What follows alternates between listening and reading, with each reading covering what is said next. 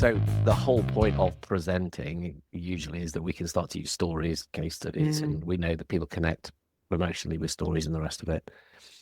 Tech to help us with storytelling? Sure, but not in the way that you think they should. I would like for storytelling, you'd need to have like an entry point, right? What's the story that you want to tell? And then have one of these tools interview you to help you build Okay. that story. That would be my advice to do because if you just toss it in, ask for a text output, it will not really be your story because it will make up everything along the way. You're listening to the Sales Today podcast, and I'm your host, Fred Copestake. On this podcast, we explore how sales professionals can develop a modern approach to winning business, the application of virtual selling techniques, how to create meaningful business relationships, and much more. Why not take our free collaborative selling scorecard to see how your sales approach suits today's environment? You'll find a link in the show notes. And welcome to this episode of the Sales Today podcast, which is part of the Tech in Sales miniseries, one I'm recording with Hanneke Vogels. Hanneke, Hi. welcome. Thanks. We're on our fourth episode. So we have talked about previously the right opportunities, the right research, the right conversations, and now we're into the right solutions. So this is all about proposals, presentations, and some other things around that kind of mutual action plans and bits which I guess we could probably include into that.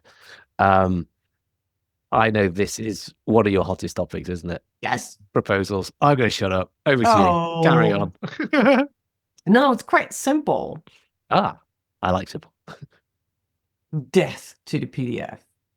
Let's kill it tomorrow. The now. Like, die, PDF, die. It's the PDF. We have an episode title. Die, PDF, Gosh. die. Come on, tell us what you think. I think that in 2013, I was looking for, well, I was creating a proposal for a client that we really wanted to have. And I was like, I'm still creating some sort of wacky Word document that I'm going to bake into a PDF. And then I wanted something more with more interaction, more visual, something that looked good, but as also where I could track who was reading what. Because I was interested, what topic was most interesting for them so I could take that with me in the next conversation, or I could see when they were online or not. And back in the day, in 2013, there was absolutely nothing that could help me do that. But so I created my own SharePoint site for this specific customer. I won the client, by the way. They raved about it, but it was freaking SharePoint. Today, you can do this. There are tools, like a ton of tools. It's a super mature area within the sales tech landscape where they're called proposal tooling, where you could create a micro website with all the information in it, where you can add video, where it just looks good, where we have like all of the basic information that you need, all of the text blocks, you can just put it in. It always looks good. You can make it more personal. You can even go way further by integrating it with your CRM and have some AI agents write it for you so you don't have to check. But what comes out is something that surprises people, that and I have so much more data to check so I can see what they're reading. Where on the freaking page are they staying and actually dive in? I can add download links, research. That just gives me so much more valuable information. If they're logging on for the third time in a week, I know I got to call them. You understand? That's everything I just told you cannot be done by a PDF that we send over email. No, I was sorry, just going back. I was giggling when you're talking about creating a Word document, making it a PDF, because I was thinking about that. So here is what I'm proposing to work with you in the relationship we're going to have as a business. I don't trust you to not change it, so I'm going to make it a PDF. That was what the thinking was, wasn't it, back then? It hadn't really occurred to me that that's just crazy. Yeah. But these, what do we call them? Digital sales rooms, Mhm. proposal tools. I am a big fan. I'm a big fan. And you say it's quite a mature market. I would say lots of the sales world don't use these. They No. haven't come And across there's a them. difference for me between different like digital sales rooms and proposal tools, where in digital sales rooms, that's more like an actual website where you can like upload documents and share it with each other. So that's way more than just a proposal, especially Okay. when you're doing more complex contracts with Okay. a lot of documentation underneath. Digital sales rooms are super handy because you're all working in the same document. You know what's going on. Whereas proposal tooling is just the proposal. Okay. Digital sales rooms you can use throughout a contract where like all of the upsell and cross-sell documents are there, changes that have been made. So that's like a bigger thing than just one proposal. Okay. Oh, so there's a slight difference in the complexity of them. Yeah. But what we're saying is, it's interesting that you were saying from the seller's point of view, these are awesome because it's going to give you so much information back of what's going on in there. Mhm. Let's spin it the other way. From the buyer's point of view, it's just a better experience. The Absolutely. information is clearer. It's easier to understand. The video you put in, say, right, below, what I'm going to show you is, it's like you're there, which again is an important part. We talked about touch points in all the episodes, I think, so far. Yeah. So it's another It touch point creates of an you, the human, experience. using the tech to And the enhance you. funny thing is that if you do, because a lot of people say, I don't like to do video, I don't like to be on video. Even a lot of salespeople are used to like connect with other people. The funny thing is that you don't even have to anymore. If I go to HeyGen and have my avatar created, I could just create an avatar. I could do it digitally, but I can also go to a green screen studio and make a full avatar of me. I never have to create another video of myself. I can use 11 Labs to clone my voice, and I've done it. And with like within 30 seconds, you'll get your own voice, and it sounds like your own voice. Those two can be combined. I can just toss any script into it, and it creates a video for me. I can even automate that. So I can add a video to any any proposal without me having to like talk and a camera at all, ever. See, I don't know. Maybe this is me. I'm not quite into the whole AI generated version of me. I think me, the person, the salesperson. I like the effort made in the recording. I mean, the whole 2 minutes. That's Mm-hmm. and if you make a mistake, so what? That's what humans do. It doesn't matter. Mm-hmm. It actually makes it feel more authentic. Mm-hmm. But that's me. That's a personal That's preference. you. But But there's a whole but I'm bunch of but people I'm who hate yep, it. yeah.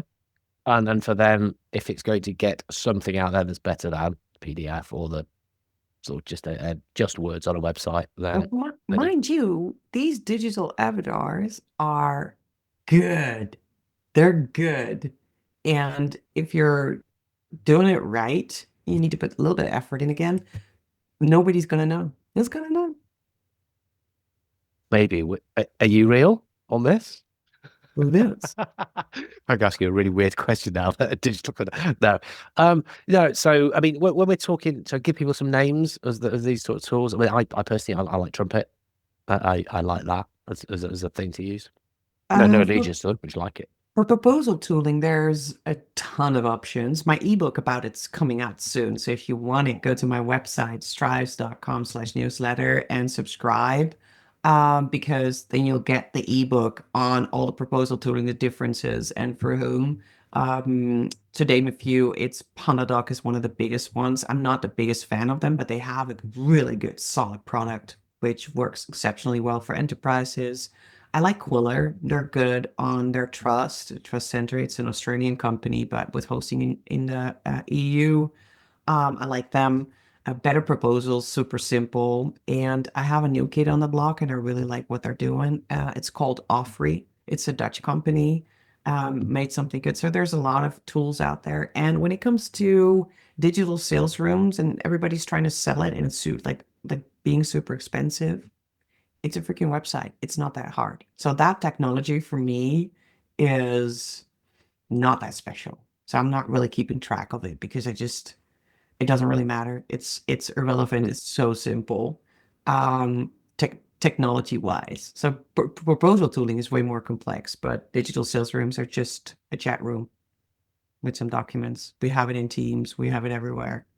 Meh. No, cool, cool. But death PDF, death PDF. Death to PDFs.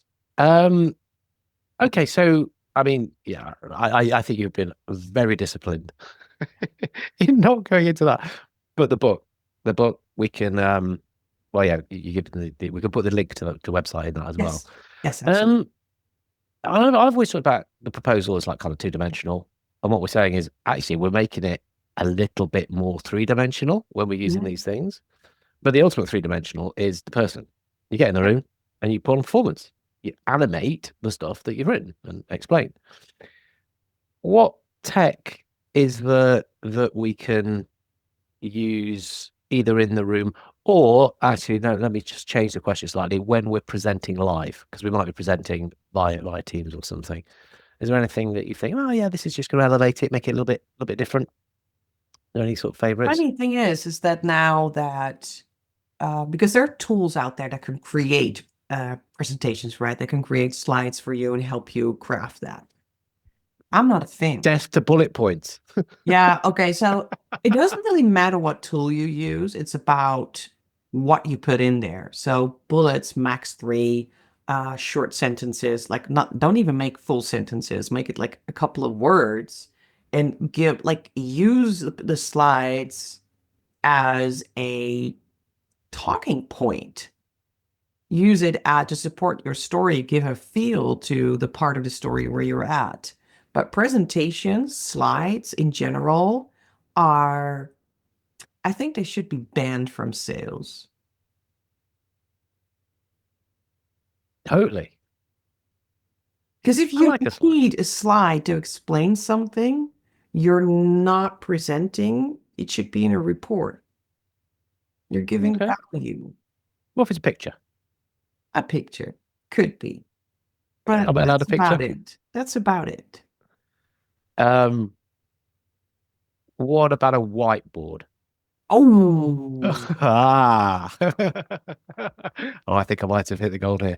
Yeah, you Because like whiteboards? if you're actually like working on something together, and I love it when you're just like together with a client, one walks up to the whiteboard, and then all of a sudden the other one says, "Oh, like, can I just like add something?" Give me the pen. Give me the pen. Yeah, yeah, give me the Yeah. pen. And you have tools to like whiteboard, right? I use Mural, and there's Miro. You can do it. The funny thing is that for these situations, I think that the whiteboard, the actual whiteboard, not the digital ones, the actual ones are part of the experience.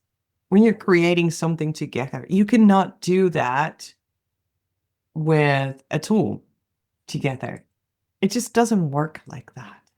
It, I'm inclined to agree. I think you do get some positivity out of it because it is collaboration and you're starting with nothing and you're ending with something, even though you might know where you're going to end up, like if you're going to do an exec whiteboard. But when you're stood in front of somebody and the piece of tech is a marker pen, something magical happens. And like I say, people grabbing the pen off you and you're checking and you're doing it and you look up and Exactly. there's stuff all over the walls. They're the most successful, And one of the most then popular workshops I run. once you're done, take that picture, put it into ChatGPT, and have him made a better picture out of it. Ah. You I, can, I use a bit of kit which documents. Well, it kind of you take pictures as you go along, and then it kind of collates them all into a yeah, document. So then you can sort of say, right, here's the course of the day, the yeah, 2 days we did, which is pretty cool. yeah. Um, okay. You can now make an infographic out of these things, you know that? What? Yes. Um, Canva. OpenAI just released their new model, and other ones are doing it too, where in pictures, words and actual text is being presented the right way. Whereas before you got like all of these weird words. He wasn't really able to do that, but now you can.